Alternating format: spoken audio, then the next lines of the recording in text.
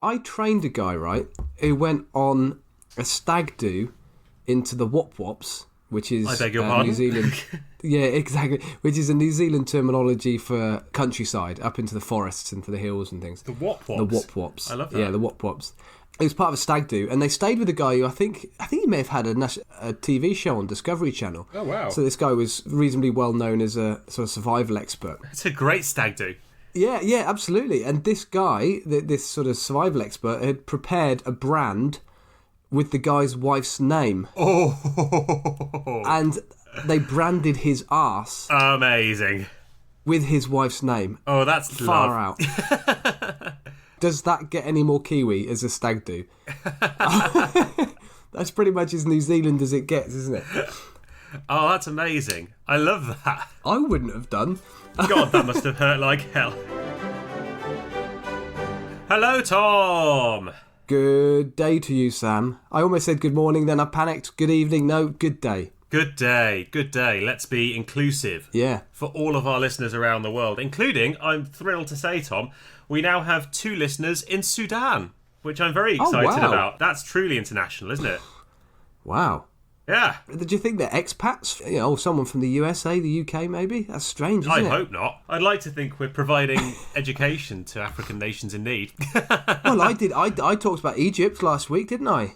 Maybe that was the appeal. Maybe it was. Yeah. Maybe it was. Yeah.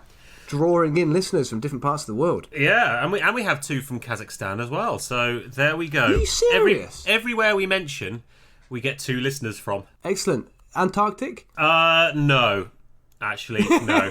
No, that was the exception to the rule. Although, given it has a permanent population of 0, 100% of the permanent population of the Antarctic are listening to us. There we go. There you go, good. And that's a continent Prove as well, anything isn't with it? stats. It is a continent. We've got 100% of a continent listening to this. Yeah, absolutely. The entire permanent population, the entire citizen population of the Antarctic. Bloody good show. Right, what's the theme for this week? We always do this, Tom. We forget to tell people what the podcast is first. You start big well, and then you go need to small. do that. Sorry, I'm jumping ahead. You are jumping ahead. Stampeding off towards the clitoris. Sorry. You're so... You can't... What? You start with a bit of foreplay and... Wow.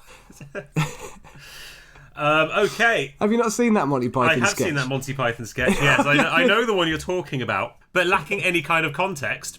Wow. Came a little bit out of the blue, did it? Fair enough. So to speak. Hello and welcome to That Was Genius, a podcast which is increasingly becoming somewhat ruder, in which Tom, who's the other chap who's gone straight for down there's, and me, Sam, who's fondling around a little bit up top and making small talk awkwardly before we get down to business, discuss history topics on a theme each week. The theme is agreed the week before, but everything else that happens is a complete surprise. So 2 very different stories on one theme, and the theme this week is, in honour of it just about still being Pride Month, depending on where in the world you are, it's homosexuality. That's right, homosexuality. We've touched on homosexuality a few times, haven't we?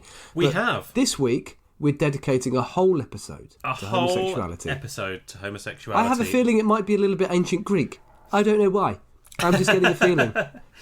Yes, it might go that way. It might go that way. It might just go that way. Well, I haven't gone ancient Greek, Tom. I've gone slightly later. I've gone Roman. But we've both gone classical again. Yes, we have. I suppose we should probably explain to listeners, we do let each other know what topic, just in case we do the same topic. Yeah, we're not allowed to know what it's about, but we name the name a day or 2 in advance, just to make sure that we haven't done the same thing. Because it would be very awkward, wouldn't it, if we turned up with the same thing prepared, and very awkward. If one of us didn't get the message and we both wore the same outfit, so to speak, to the party. That's the audio analogy, isn't it? It certainly is. So yes, the theme this week is homosexuality. We both avoided the Middle Ages because, frankly, there's not an awful lot going on, and then, to be honest, all of the modern persecution stuff kind of done quite a bit by a lot of people. Not to say it's not important, but it's kind of been covered. Fair enough. Exciting news this week, though, Tom. On the gay history front, the £50 note, which is the highest denomination note in the UK, it's as high as we get. There's a new one coming out, and it's got Alan Turing on it. Do you know about Alan Turing, That's Tom? right.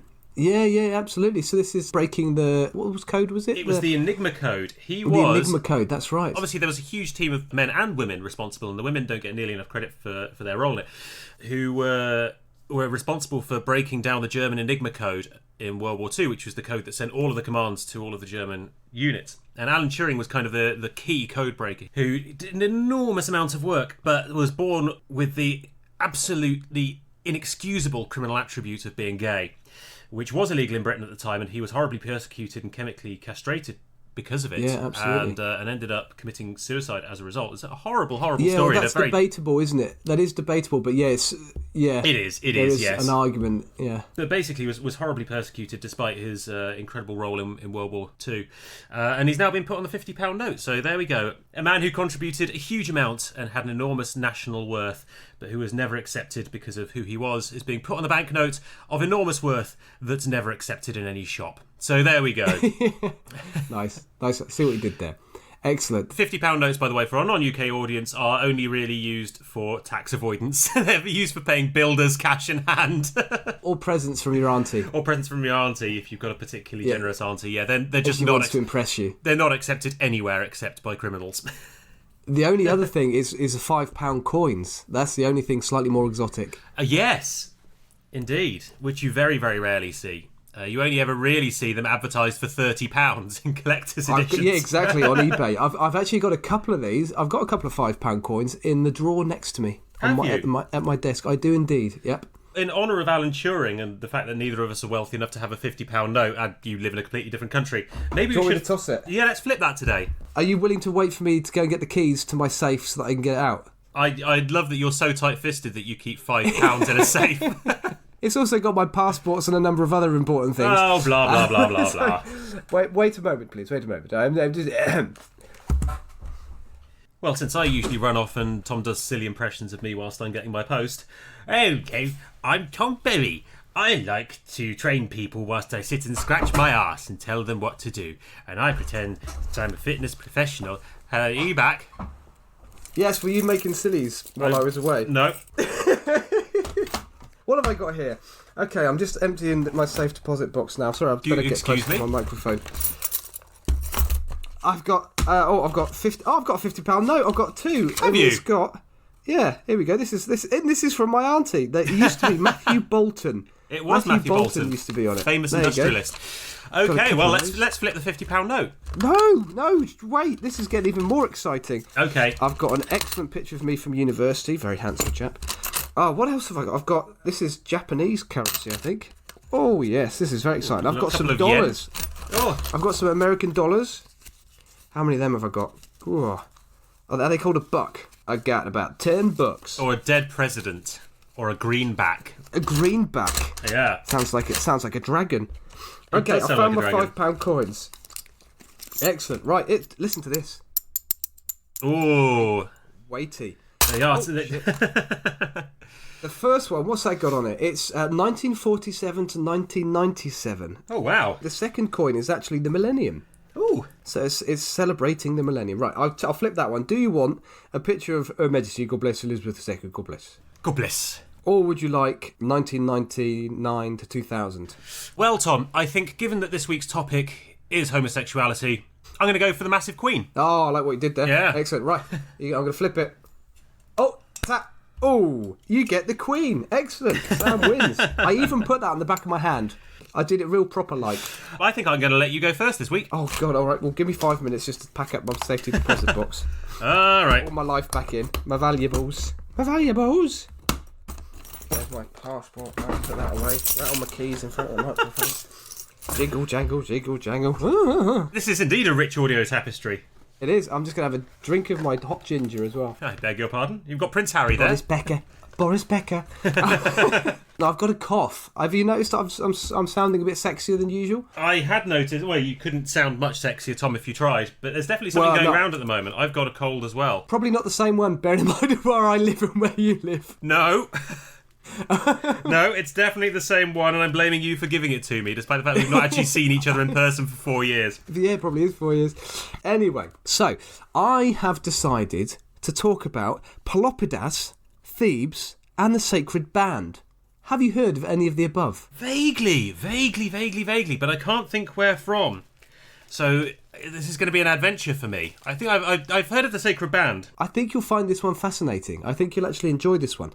As opposed to normally. Oh, no, yes. When I just tolerate. Sometimes I discuss something that you know a reasonable amount about, I think. Whereas this one, I don't think you're going to know much about, but I think you're going to go, quite a bit. What are you doing over there? Sorry. Are you eating a mint? No, I had something on my lap that I was trying to put down without making too much noise and was failing, so I think let's just throw it on the floor. Right, so yes, I'm going to talk about Pelopidas, Thebes and the Sacred Band. And I've also had the pleasure this week of delving back into Plutarch, one of my favourite authors. I love old Pluty. Pelopidas, Thebes and the Sacred Band does actually sound like a band name for the 1970s. It sounds very prog rock. Yeah, it probably does, doesn't it? Pelopidas, Thebes and the Sacred Band. Or it sounds like a Beatles album. It does, yeah. Yeah. So I've used Plutarch as a main source of information before in this podcast. He's a Greek biographer from the first to second centuries. Don't think that by making a fart noise you're going to get that edited out. The more fart noises you make, Tom, the more it stays in. Well, did you realise how skillful that was to be able to fart on demand like that? Just bang. That's pelvic floor control, Sam, and that's because I don't pee when my body wants to pee. I pee when I want to pee. Total control over my bowels and bladder. I really hope the bit that explains that reference stays in the podcast, otherwise it's going to be a very odd aside. Put it as a footnote at the end of the podcast. Okay, so he's a Greek biographer from the 1st to 2nd centuries AD, and he has a chapter where he compares, and this is in Parallel Lives, which is one of his most famous books. He's got a chapter where he compares this chap Pelopidas with a Roman chap called Marcellus. I'm not going to talk about Marcellus, I'm going to talk about Pelopidas, and it's the best source of information, this account of Pelopidas, for the Sacred Band, which is where the homosexuality comes in. But you're just going to have to bear with me for a little bit before we get on to the homosexuality. Oh, I heard that many times at public school. Yeah. Yes, hold on. Thank you, teacher. Yeah, okay, after the spelling test.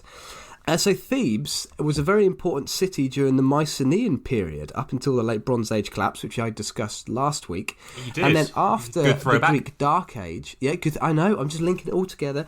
After the Greek Dark Ages, so when we move into the Archaic period and then the Classical period, which is... Archaic period is 8th century to 480 BC, which is the second invasion of Greece by the Persians, and the Classical period is 4th, 5th century BC. Thebes becomes one of the most important city-states, or I think it's pronounced polis, or polis maybe, I don't know. One of the most important... Polis, yeah, we'll go with polis.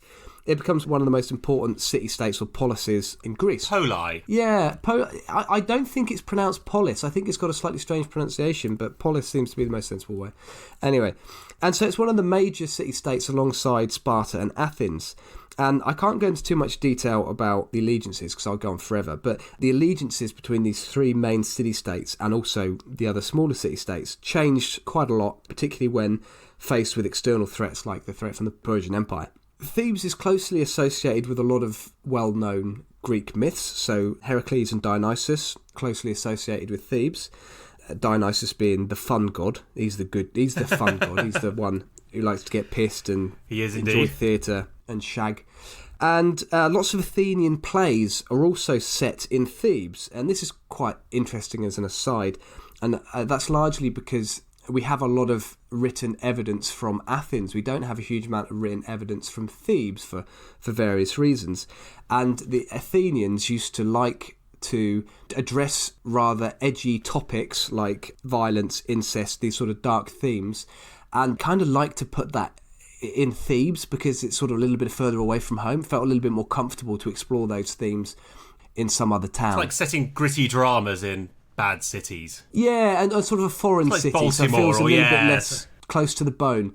And there's also a huge amount of almost brotherly rivalry, it would seem, between Thebes and Athens, because they are actually very, very close geographically as well. So it's a little bit like the English and the French, you know. It seems to be that sort of a relationship.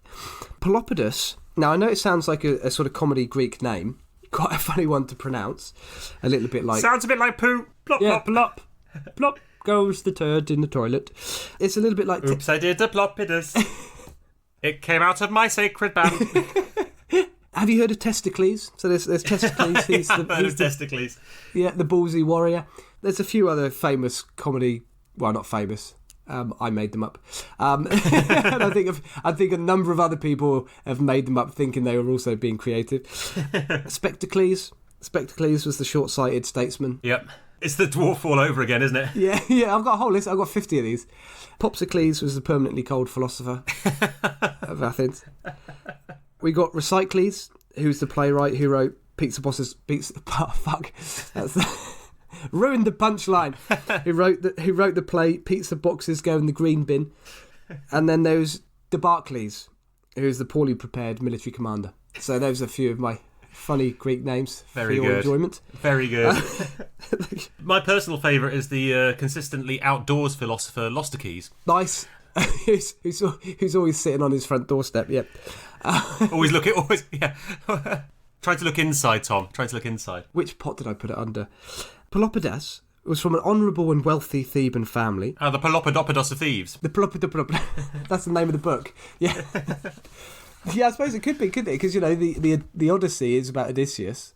The Iliad is about Aeneas. The Pelopodop could be about Pelopidas. The Pelopodopodop. So I really like Plutarch, as you know, and I like some of his little moral teachings. And I've got here one from early on in his account of Pelopidas.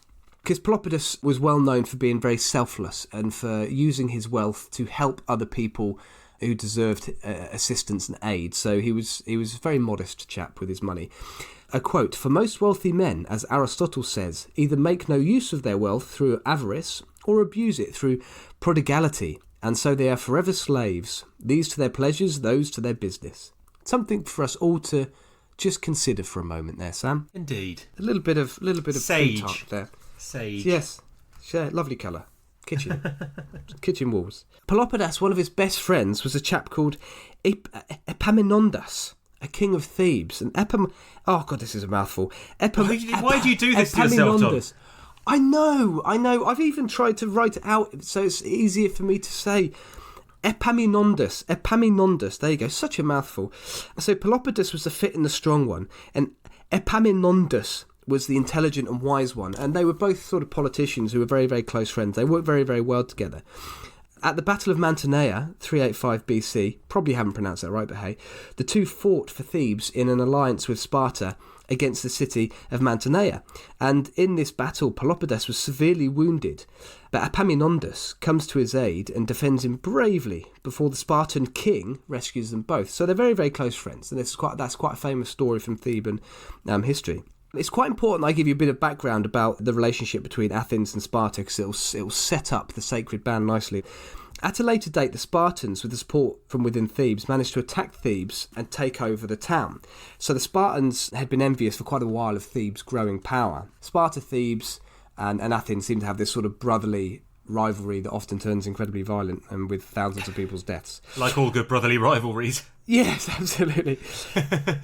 Pelopidas was a key player in a successful scheme amongst the Theban nobles to re-enter the sort of main citadel in Thebes and take it back from the Spartans with some allies from Athens. This was successful. Pelopidas was then elected a co-leader of Thebes, and this is apparently where the concept of the Sacred Band is created, and it was probably built on an earlier concept. But again, I'm just going to leave that as a bit of a teaser, because I just need to put a bit more background before I explain more clearly what the Sacred Band was.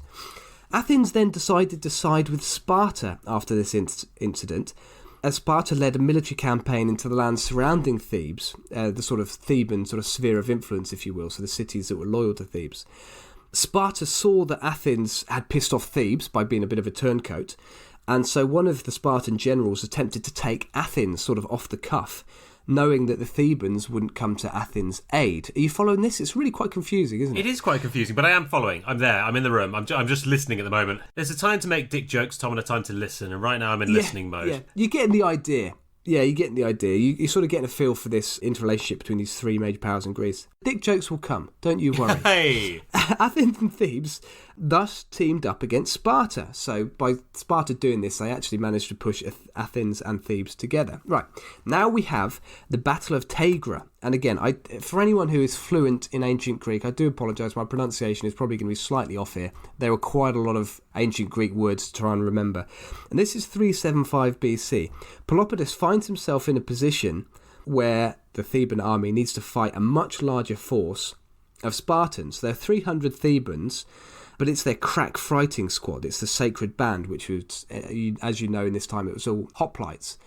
A hoplite was, I suppose it'd be, it was an infantryman with a shield and a spear. Basically line troops. Yeah, and rather than shock they would all troops line or... up. All these hoplites would line up very close together. The shield would be protecting not only you, but the person to your side, and you would thrust the spear at your opponents. And that's basically how battles were fought during this period. And the Spartans had as many as 3 times the number of men as the Thebans at this incident.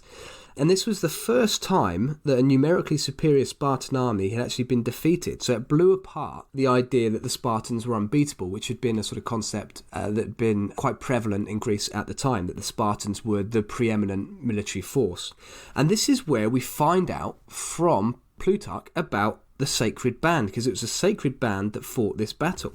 Here we go. Right, so let me find the quote. You might be able to hear the rustling of paper because I printed out all of this stuff from Plutarch. Here we go. Where are we? But some say that the band was composed of lovers and beloved... ... For tribesmen and clansmen make little account of tribesmen and clansmen in times of danger, whereas a band that is held together by the friendship between lovers is indissoluble and not to be broken, since the lovers are ashamed to play the coward before their beloved, and the beloved before their lovers, and both stand firm in danger to protect each other. So this was what was unique about the Sacred Band. It was made up of 150 homosexual couples. Yeah. The theory being that they were so loyal to each other that they would stand fast and fight to the death. I mean, I say homosexual couples. I think that is debatable. It seems almost certain that some of these relationships were sexual, but a lot of them might have been very, very strong friendships. There may have not been a sexual element to them. And it seems to have been an older soldier with a younger soldier. So maybe someone in their late 20s, early 30s with someone in their late teens, early 20s. They used to sort of pair up. But there certainly seems to be a relationship between them that is stronger than just a friendship. Let's see if we can get you another quote. This is shortly after in Plutarch's account. I read this and I didn't quite understand what Plutarch was trying to get at, or whether it was Plutarch's attempt at a euphemism. However, it was not the passion of Laius that, as the poets say, first made this form of love customary among the Thebans, but their lawgivers, wishing to relax and mollify their strong and impetuous natures in earliest boyhood, gave the flute great prominence both in their work and in their play, bringing this instrument into preeminence and honour. I'm not sure if he is talking about a flute, or whether that is a reference to one's flute. Willy. So, but anyway, the panpipes or Pan's pipes. Yes, I see what you did there. Or Pan's people. Yes. I don't know how that's connected, other than possibly sticking it in Pan's labyrinth. Yes. Right. So that was 375. Now we have in 371 the Battle of Leuctra. And this is the Spartans and the Thebans again. There are over 10,000 Spartans on this occasion, and the best hoplites formed a phalanx on the right wing. And that was very traditional in this period. Your crack fighting squad would go in the position of honour, which was on the right wing. And my understanding is that's because when you fight as a phalanx, you've got your shield in your left hand, your spear in your right hand, things tend to drift to the left, I think. And so there was an advantage to having your strongest people on your right wing. I wonder if that's where the phrase right-hand man comes from, or if that's much later. I suspect that's much later. Anyway, carry on. I don't know. You could research that. But I probably will. Right-hand man. I wonder where that does come from. I like finding out the origin of sayings. And there were around 6,000 Thebans. So 6,000 Thebans versus about 10,000 Spartans. And both sides had a couple of thousand skirmishers and light cavalry as well. The Thebans lined up in what's called an oblique order, and this is supposedly the earliest reference to an oblique order, which is a reasonably well-known military formation. And the oblique order meant that the Thebans focused their attention on the right flank of the numerically superior Spartans with a view to winning a local battle and hopefully scaring the shit out of everyone else, causing a bit of panic, and then overcoming a larger force. So did the opposite of the film Sparta, or 300, sorry. That's Thermopylae, yeah, where the Spartans, 300 Spartans defended the narrow pass, yes. Oh, and indeed, right-hand man is not necessarily Greek, but it does mean the military commander on your right, the traditional position of privilege. Well, bugger me, that was very clever of you, Sam. Thanks. I'll take the points. Yeah, bloody yeah, you get clever points. So the Thebans had one of their phalanxes, which would have been on their left wing, focusing on the best Spartan forces on the Spartan right wing. They made their phalanx 50 deep. 50 deep. Yeah, that sounds a bit Whereas usually pointless. it would have been about 8 to 12 deep. Yeah, the ones at the back haven't got much to do with their spears, have they? So, yeah, just standing around smoking fags. Oh, God, this is boring. Yeah, they're just providing moral support. Go on, lads. They're just tickling the backs of the heads of the people in row 38. With their long spears. Yeah. All right, lads. Hey. Or tapping them on the shoulder, and then when they turn the left, they poke the right. Hey. Yeah. So 50 deep, which wouldn't be very nice if you at the front, would it? Because you know if you fall, 49 people are going to trample over you. They can feel your position. So that phalanx was 50 deep, and the rest of the line was only about 8 deep. And what this allowed was for the Thebans to win that local battle, cause confusion among the enemy, and win the battle. Now, significantly, Epaminondas led the Thebans, and let me do that bit again. God, I'm not just going to avoid his name altogether. That guy. Pelopidas in this battle was leading the Sacred Band, and Pelopidas was probably on the left wing as well, slightly set back, just ready to take his Sacred Band into the battle whenever he saw fit. And it looked as if at one point during the battle the Spartans were about to outflank this really heavy left wing of the Thebans, and that's when the Sacred Band came in, outmaneuvered the Spartans and won the day. So after this battle and the Battle of Tegra a few years earlier, the Sacred Band became the preeminent fighting force in Greece. They became the elite fighting squad. They became the ones that were envied, the Sacred Band. And to think that armies now don't really allow gay people in them a lot of the time. When they do, it's very new. Absolutely, and females as well often, isn't it? So much for don't ask, don't tell. As many listeners will know. Just because someone is gay doesn't mean they're not as hard as nails. No, absolutely. And being gay doesn't necessarily mean you're camp either, nor does being camp not mean that you're not hard as nails. That said, I was rather amused at the thought of an exceptionally stereotypically camp 300 armed men who are hard as nails going into battle.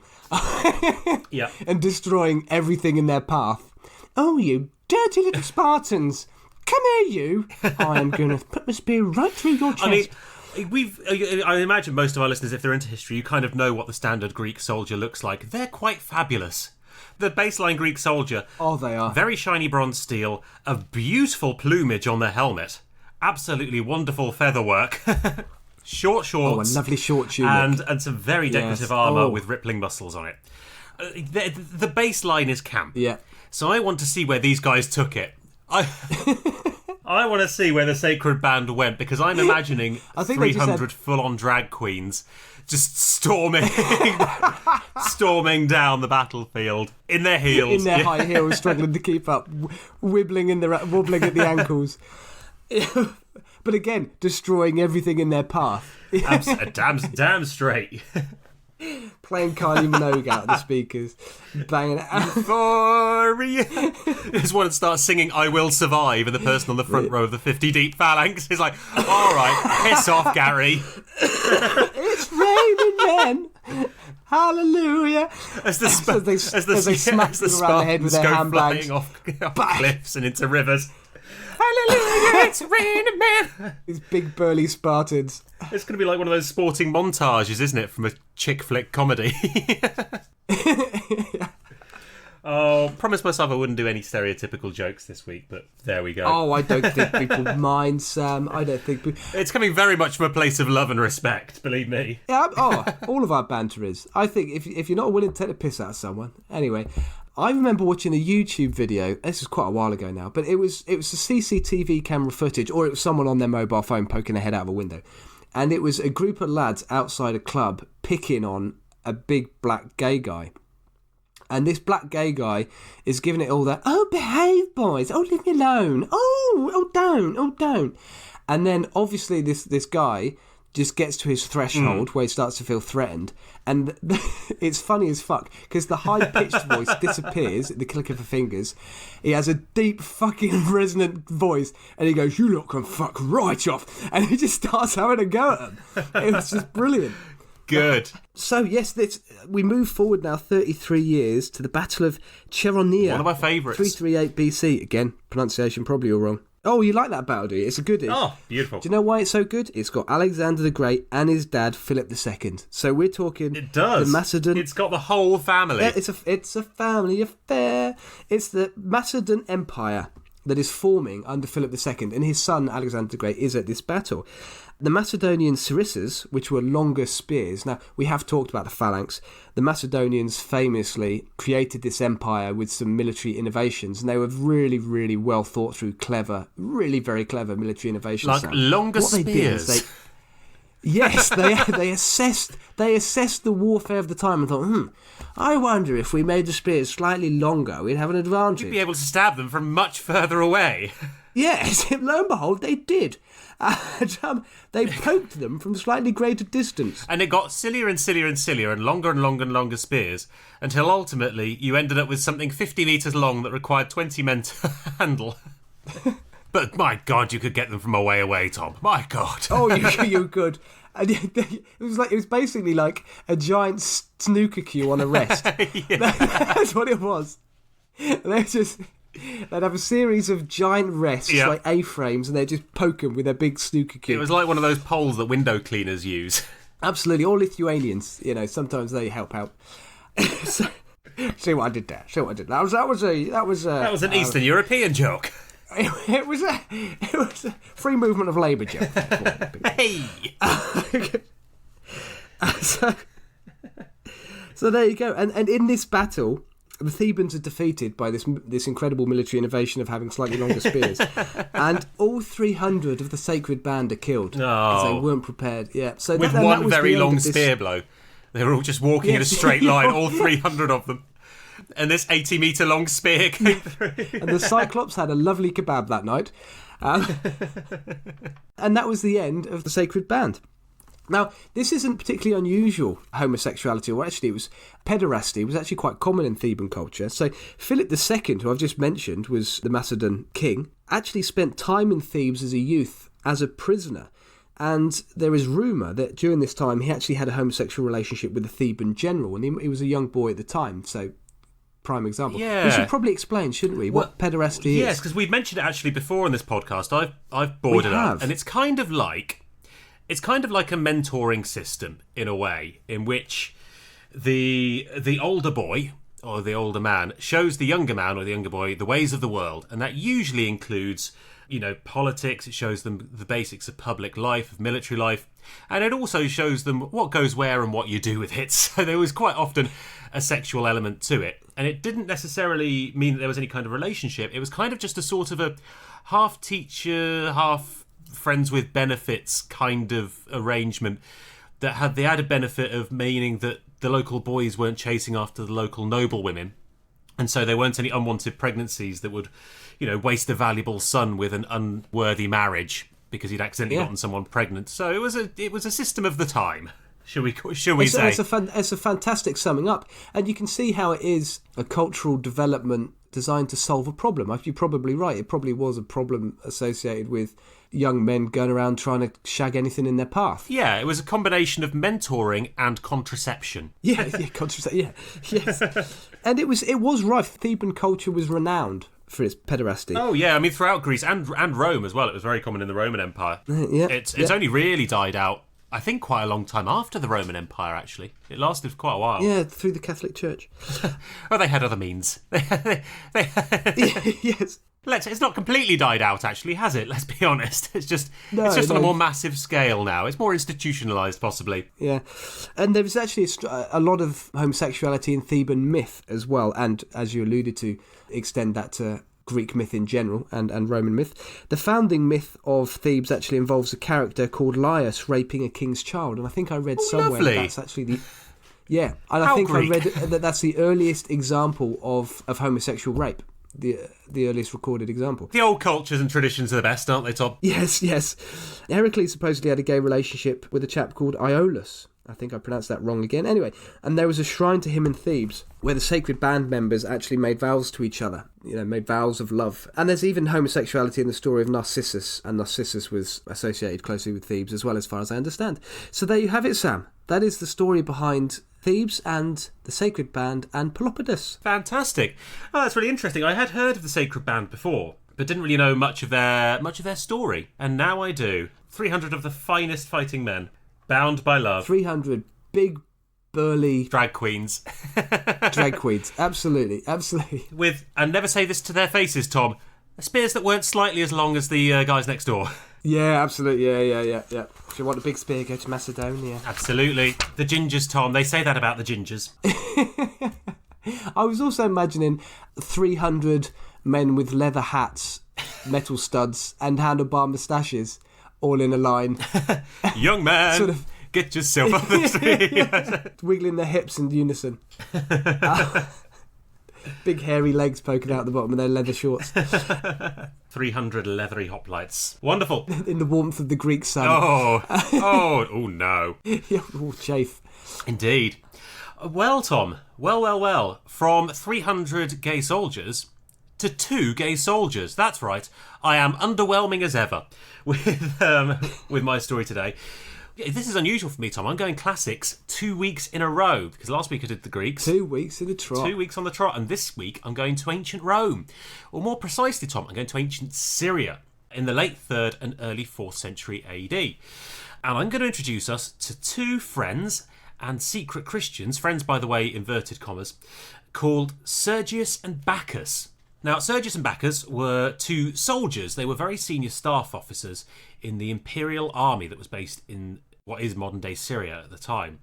Sergius was the army's, I'm going to pronounce this wrong, primicerius, which is kind of one of the most senior staff officers. So he's like 2nd or 3rd in command of the administration of the army. And Bacchus was the secundarius, which is kind of his underling. And the 2 are revered as probably the most important Catholic saints to gay Christians, because their story crosses over between traditional Christian persecution under the Romans for believing what you like against the odds, and sexual persecution today for loving who you like against the odds, and of course against the same Christian church that was being persecuted 1500 years ago, 1800 years ago. Because as well as being secret Christians, Tom, it's believed by many that they were also secret lovers. Now, this theory comes from a historian called John Boswell, who's a US historian who made this claim in the 1990s. I think in 1994 he wrote a book on homosexual relationships in the Roman Empire and brought these 2 guys into it. It's been widely refuted by many other historians, but it is a very popular story.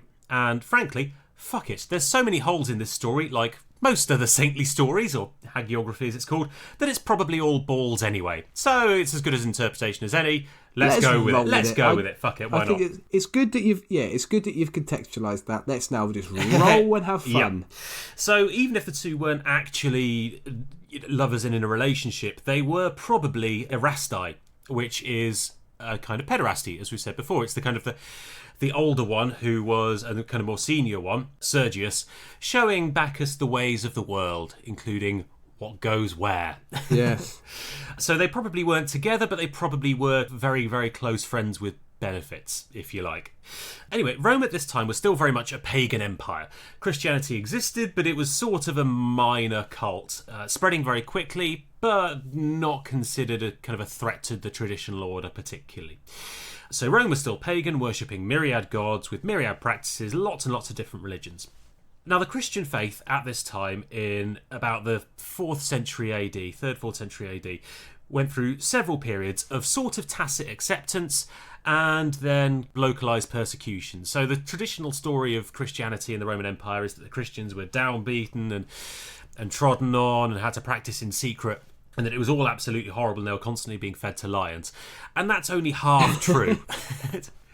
So for large periods of the time, the Christians were getting on with life quite normally. There were a lot of senior Christians as a growing cult in the various imperial households. There were a lot of Christians in the army, and they were pretty open about their faith. They were allowed to get on with it, no problem. Lots of other minor faiths in the empire. it's all cracking. They were usually accepted pretty openly throughout this period, as long as they worshipped the other Roman gods as well and paid homage to the emperor. So you have the traditional Roman gods, which are part of the Roman kind of government structure, if you like. You need to pray to them as well for blessings and good omens to the empire in times of war and things like that. So everyone would go and pray at the Temple of Mars. You were expected to do that as well as being Christian. And you had to pay homage to the emperor and swear loyalty to him. Sometimes, to make sure that they were doing this, interestingly, Christians in the Roman Empire were forced to publicly offer sacrifice to the Roman gods in front of a commission to prove that they were still loyal to the empire, and were given a written certificate to say that they'd done it. And a little badge. A little badge. To sew onto their swimming I'm trunks. a good Roman, yeah. I've got my sacrifice to deer badge. I've got 50 goats for Jupiter. Yeah. But most Christians bought these on the black market or fled to areas where people cared less. It tended to be the case that the closer you got to Rome or other major administrative centres, the more kind of dogmatic people were about this. So sometimes Christians who really didn't want to go through with this and didn't want to buy on the black market fled out to the outskirts of France and Britain and places like that. But generally, Christians were doing absolutely fine for most of this period. But all of this changed in the year 303, with the start of the Diocletianic persecution, which is a word that I'm struggling to say. That's a big mouthful. It is a big mouthful. Yeah, that is a big mouthful. So the emperor was a big fan of the old gods, who he saw as bringing... They're good. They're fun. Yeah, they are fun. They've got much better stories. Sorry, Christianity, I know, they are a bit more fun than the Abrahamic religions, aren't they? They just are. Yeah. Why have one when you can have hundreds? Yeah. Who are always bickering. Absolutely. And let us not forget, meddling. the Romans had a goddess of door hinges, Tom. It's a religious system which has all bases covered. Yeah. In fairness, I bet if I googled it now, there'd be a saint of door hinges, to be fair. Yeah. Because we've gone over this before. The Catholics have a saint for everything, including traffic lights. But yes, Diocletian was a big fan of the old gods and their better stories, and he thought that they would do a far better job of protecting the empire than any of these newfangled gods. And so he started to persecute the Christians and some other minor religions that were growing at the time. There were some exceptions. For example, he didn't persecute the Jews because they were a very ancient religion, and he thought, well, they're probably fine. But the newfangled ones, which were growing in other parts of the empire, like the Christians, started to get a bit more persecuted. They were forced to publicly swear loyalty. They were forced to attend public ceremonies and festivals to the old gods. You will enjoy yourself. You will come to the festival and you will enjoy yourself. Aye, Tom, it's not the Holy Roman Empire, it's the Old Roman Empire. Aye, you come to my festival, you worship my gods. We have a nice food. You do anything that make me look bad. Oh my God, I bring down all the heavy circles of hell on you. Hey, you Christian boy, eh? I make you an offer you can't refuse, huh? I say, you come along to this party on the weekend, eh? You sacrifice 500 days, I leave you alone, huh? You don't, I kill your horse. Oh, fantastic. We have gone from Holy Roman Empire to Old Roman Empire to apparently a Mexican Roman Empire. Well done, Tom. Superb accent. No, I'm being I'm being a Sicilian gangster, Sam. You're being silly. I'm not. I'm being Sicilian. Sicilian. Okay, I'm being a Sicilian. And besides, being mean to people always sounds better in a German accent. You know that. I know that. Our listeners know that. It was a very apt choice. It was an apt choice. Although if you're going to do it in a German accent, you have to be overly polite whilst also being threatening. Oh, hello. Okay. You seem to be a very good God-fearing Christian. I will possibly give you something else to fear. If you do not come to my festival and sacrifice a goat, I think we may have a problem. And you don't want to have a problem with the Holy Roman Empire. No. And while you are saying this, you take your leather gloves off your hands very, very slowly. Indeed. And when you see a sign of resistance, you slap him on the face with the leather glove. Indeed. You take off your very stylish Hugo Boss uniform, Winter Spring 1939, and then you stand over them looking fabulous with your blonde hair and your blue eyes. And then you beat the living shit out of them, Tom. Why did it all go? Why did it all go slightly camp? I don't know. I remember that Hugo Boss made the uniforms and then decided that they just looked wonderful. Nothing if not well dressed. Fair enough. The Gestapo. So anyway, 303, it starts to go a bit pear-shaped for the Christians, because Diocletian saw the Christian faith as being kind of slightly detrimental to the fabric of the Roman Empire. That didn't stop him from actually hiring an awful lot of Christians into senior positions in his imperial household, but he wasn't a big... Bloody hypocrite. But he wasn't a huge fan of the religion. So Christians who had been quite open about their religion started having to keep their heads down a little bit and not stick their heads above the parapet for fear of it getting lopped off or eaten by a lion. To be honest, most people didn't care. They didn't want to shock their neighbours or friends. People were pretty much apathetic. But it was best not to be too vocal about your faith. Hypocrite is Middle English from Old French via ecclesiastical Latin from Greek. Oh, well, there we go. That's quite a journey. And the Greek word means actor. There you go. So anyway, on to... Was that worth... Yeah. Is that worth interfering? Yeah, whatever. It'll probably make the cut. Okay. So, Tom, Sergius and Bacchus. That's the background information. Blah, blah, blah, blah, blah. Christians, sometimes persecuted, sometimes not, now being persecuted. Sergius and Bacchus. These two guys were born in Syria, but they were Roman citizens, and they served in the army in Syria as well, where they gained lots of imperial favour, particularly amongst the Emperor Maximian. And they had very high status. But when the reforms came and Christianity started to become a more persecuted religion, they made a bit of an error, Tom. They were standing outside a pagan temple with a visiting Roman dignitary, the Emperor Galerius, or the later Emperor Galerius, and his bodyguards. He went inside to make a sacrifice, and they refused to go in. Oh, you pair of prats. So, whilst they could have done what most Christians were doing and just kind of gone along with it, they said no. Which is not a particularly wise thing to do when Rome has just started persecuting your lot, and you already need a license to say that you worship the old gods and are still friends with the emperor. And you get a nice certificate. I mean, you get a certificate. It's not like you don't get anything for it. Yeah. To refuse to go into a temple with someone who was about to become the emperor, and it did not look good. Let's put it that way. They did not make themselves any friends that day. Incidentally, we got the Emperor Galerius, the future Emperor Galerius. We got the Emperor Maximian. We got the Emperor Diocletian. I know that I'm mentioning a lot of emperors, which is very confusing, but that's because there were a lot of bloody emperors floating around in the Roman Empire at this time. It wasn't because these two lived to the age of 400. No, unfortunately not. No, that does happen in some biblical stories, but unfortunately not this one. Okay. It was a period known as the Tetrarchy, when Rome was still one empire, so later on it got split into the Eastern Roman Empire and the Western Roman Empire. At this point, it was still just one Roman Empire. But to try and divvy up the workload a bit, it had 2 senior and 2 junior emperors running it at the same time. So at any given time in this period, you had 4 emperors, usually one pair who were more kind of militarily inclined and one pair who were a bit more politically inclined. So minimum of 4, but at any given time, you also usually had some kind of uprising going on. Someone was being kicked out, someone had been assassinated, someone had died. So it was entirely possible that you could have 4 emperors plus another team of emperors somewhere being a bit rebellious, plus another couple waiting in the sides. So there's an awful lot of fucking emperors floating about. Yeah. So Sergius and Bacchus have refused to go in and offer this sacrifice, made the emperor look bad, showed themselves up as Christians who aren't loyal to the empire. They're in pretty big trouble. Fortunately, they're high ranking, so they weren't killed on the spot. They were summoned to the court of the Emperor Galerius, who tried repeatedly to convince them to sacrifice to the Olympian god Jupiter, the big Roman god. When they refused, again, he had them demoted and started to have them tortured. And it sounds like they had a pretty horrible time, Tom. Well, just fucking sacrifice a few animals for crying out I know. loud. How hard is that? All you need to do is stab a goat. Just stab the goat. It's not even a euphemism. Just stab the goat. It's fine. Stab the goat on the altar. Pretend you like him. God doesn't mind. I mean, the Christian God is omnipotent and omniscient. Indeed. Isn't so he knows that you're not doing it because you want to. No, he knows that you're doing it to try and survive. And I'm sure, being the all-forgiving kind... God. Yeah, just go and apologise later. That's the point. Go to confessions. And also, if you're sacrificing to gods who don't exist, the one who does exist, who you know deep down does exist, probably isn't going to care that much.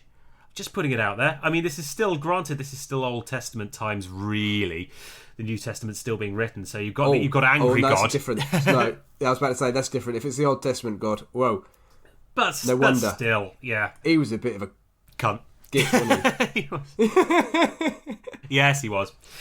For someone who has all omnipotent power, he's frightfully insecure, the Old Testament God. I'm just putting that out there. The slightest sign that you've got any questions about him or for him, and he'll burn your family. I mean, really, he needs to chill out a little bit. He needs to take some time, take a holiday. He's worked very hard all week, 7 days. 7 days without rest. In all honesty, he needs a long weekend. The fact that he's so insecure, it's a fair, it makes you think there are a few other gods up there. Oh, possibly, yes. Yeah, and he's getting competitive, and he just wants all your attention. Indeed. Who's he sour about? Who's he competing with? Yeah. Who knows, Tom? Thor. Who knows? Thor. With his big hammer. And assorted other superheroes. Spider-Man. Yeah. Spy. So anyway, these 2 poor guys, Tom, They were forced to dress up in women's clothes and paraded through the streets, which is the first slightly comedic and possibly not all that harrowing part of their torture. Yeah. Slightly odd punishment, isn't it? Was this... Oh, it was awful, Tom. They had to wear beautiful purple silk and a beautiful headband. It was awful. Were they like, oh, I've always wanted to do this?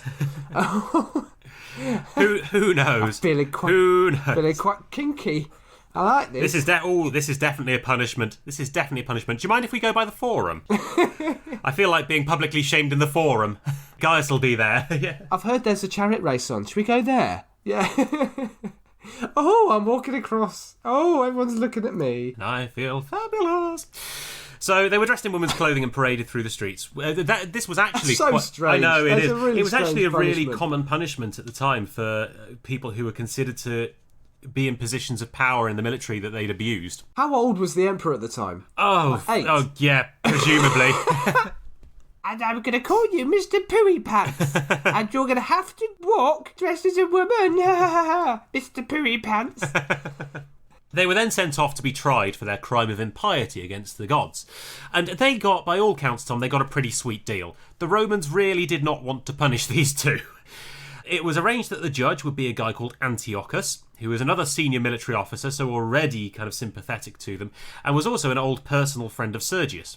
So they really did line up this kangaroo court to get these two guys off. And as it turns out, he was wearing his wife's dress. He was, yes. So they rocked up, wearing beautiful wife's tunics and the latest fashions. High heels, stockings, absolutely, yeah. The court couldn't keep their eyes off them, Tom. Distracting them with a bit of cleavage. So Antiochus gave them as much leeway as he could, but the pair still refused to renounce their faith. Doing basic instinct, Yeah. changing of leg positions. Yeah. Oh God! As a oh God! They just occasionally fell off. Yeah, they just sat on the front row of the courthouse, just occasionally spreading their legs, whilst Antiochus, the poor judge, just starts to sweat gently, Yeah. biting his bottom lip. As a bollock lops out and falls off the side of the chair. Beautiful. Nothing more seductive than a big dangling bollock, is it? Giving the judge the come hither eyes. I'll give you something to sacrifice. Anyway. So Antiochus, despite them coming on to him, gave them as much leeway as he could. But the pair still refused to renounce their faith or accept the Olympian gods. So, punishment time. They were taken off and tortured. Bacchus was pretty quickly beaten to death by his torturers within the space of a day or so. Oh shit, that went from being dressed as a girl to being beaten to death. Yeah, it did, Wow. yeah. It went from 1 to 100 pretty quickly, didn't it? So he didn't last very long at all. He was pretty quickly beaten to death. But the next day, his spirit appeared before Sergius whilst he was being tortured, telling him to be strong and endure his punishment so that they could be together forever in heaven. Hold on. Quite why people think that they weren't gay, I don't know. 'Cause But no, surely if they wanted to be together in heaven, he should get killed as quickly as possible. yeah, I mean, there's a lot about this story that doesn't add up, Tom. But if you're going to be a martyr, be a martyr about it. Don't just die on day one like an amateur. Yeah, put up a good show. Absolutely. And Sergius, to be fair, did put up a good show. He was beaten for several days and then marched around with wooden boards nailed to his feet, which does sound pretty unpleasant. Who thinks these things up? You know what the Romans were like, Tom. Bored is what the Romans were. That does sound particularly horrible. Significantly worse than having to walk around dressed as a woman is having to walk around with boards nailed to your feet. Although from all that practice walking in heels, I don't know. Yeah. Maybe he was pretty good at it. 6-inch nails are nothing compared to 6-inch kitten heels. Jesus. Anyway, he was eventually taken to a place called Resafa in modern-day Syria, which is actually just outside Raqqa, where the Islamic State were based, which was later named Sergiopolis in his honour, and he was beheaded there in 303 AD. And the church absolutely fucking loved them for it, Tom. These two guys are two of the earliest known martyrs and revered as a vital pair of saints in the church, particularly in the Eastern and Eastern European churches, where they're revered as military protectors. They are what's called paired saints, so they are saints together. Absolutely not gay, Tom. Not gay, according to the church, but they're definitely saints together who are never not by each other's side. And on their own, not saints. Not saints, if you no. get one of them to turn up to your social gathering, Yep. not a saint. No. To be honest, when they're on their own, they're actually a bit of an arsehole, Tom. Yeah. They drink too much, they start saying things they shouldn't, spilling gossip, being frankly a little bit unpleasant about your family and your close friends, and they're just a bit of a dick, really, individually. Together, absolutely fine. They balance Charming. each other out. They're charming, life and soul of the party. On their own, I wouldn't, to be honest. Definitely not saintly. Okay, I won't invite them. No, one of them pissed in my cheese plant last time. Can't remember which one it was. Probably Bacchus. He's a liability. Pissed in your cheese Yeah, plant? the house party was never the same again. It's just a faint odour of urine for the What rest of the type night. of cheese does your cheese plant grow? Planty cheese, Tom. Planty cheese. Have you never heard of a cheese plant before? No. Oh. What's a cheese plant? They're those ones that look a bit like Swiss cheese. They've got what? The leaves have holes Big in them. slab Yeah. with holes in it. Yeah. There we go. We're all learning something today, aren't we? How strange. But yeah, they're revered as a pair of saints in the Eastern Church, particularly because they stuck together through thick and thin. They're always shown together and always shown kind of as a couple of saints. Absolutely not gay, Tom. No, not lovers. Not at all. So there are dozens of very major churches dedicated to these two saints around the world, and they are always shown together, never to be separated, which is sweet, really, isn't it? Yes, yes. It's kind of sweet. Especially when they shared so many beautiful moments Indeed, together, they like shared- walking through the streets dressed as women. Indeed. Parading, being tortured. Beautiful. Just beautiful. So the churches, and I keep making the same joke, the churches do tend to overlook the whole they were probably sleeping together thing. But to the gay Christian community, their story is really hugely important. It's the kind of the sad irony of two guys who were persecuted for being open about their faith and their beliefs and the people they were, having to be used as a symbol of people who have a faith but are not allowed to show it to that faith. So unsurprisingly, the story of slight hypocrisy in the church has really been taken to heart by the gay Christian community. I said earlier that it's all bollocks, and it probably is.